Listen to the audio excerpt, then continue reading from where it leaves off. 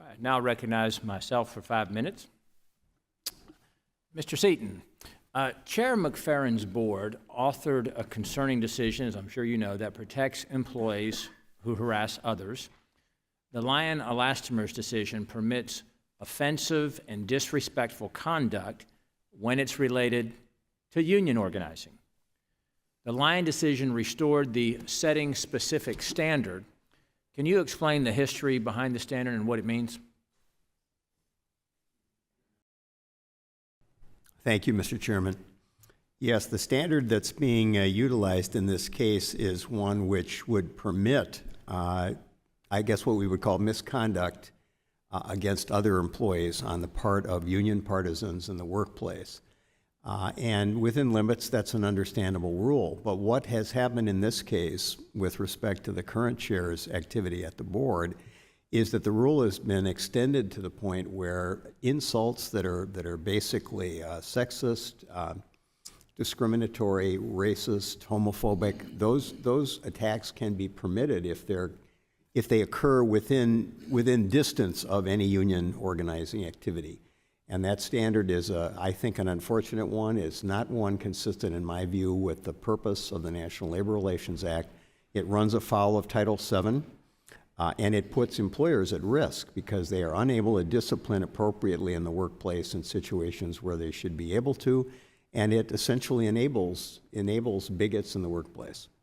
Yeah, it'll make it harder for employees to discipline their employees for abusive or profane behavior, and it would help foster a hostile work environment, which I think actually that's what union organizers want. They want a hostility towards the employer, towards management, towards the organization, towards the company. That's why it's a very unhealthy thing, I would suggest, generally. The Lyon decision puts the National Labor Relations Act in conflict with civil rights law, like Title VII of Civil Rights Act of 1964, which, as you know, prohibits workplace discrimination based on race, color, religion, sex, national origin.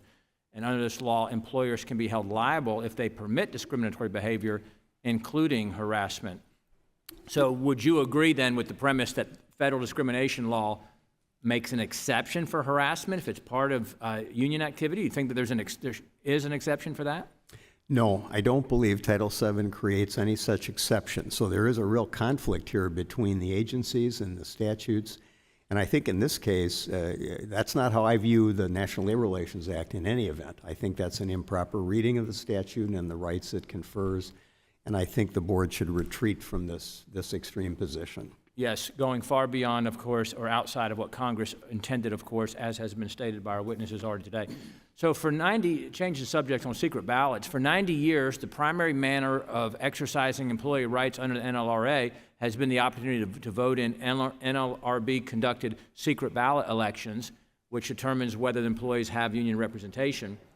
But the 2023 decision in CEMEX construction materials specific case undermines this right, despite, again, federal courts and NLRB long preferring the use of secret ballot elections to determine whether a majority of employees support union representation. Can you discuss the CEMEX case, how it undermines the NLRA? Yes, Chairman, thank you.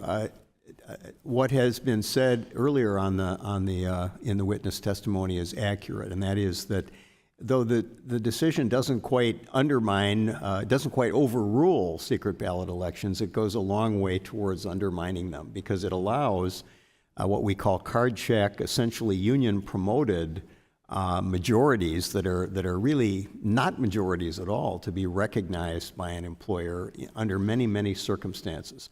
And it puts the burden on the employer to respond to a claim of union majority status when that should be tested by a genuine secret ballot election. That's extremely important when we have what I call the right to lie rule applicable to union activity in the workplace, because the unions can promote themselves in the workplace with lies, and they do frequently. And it's not that employers are blameless. In many cases, they have to be sanctioned too, but employee partisans of unions can lie, and the result of that is you have to have a secret ballot election with real campaigning to give employees information to make a fair and genuine decision on whether they want to be represented or not. Secret balloting is a foundation of all free and fair elections, aren't they?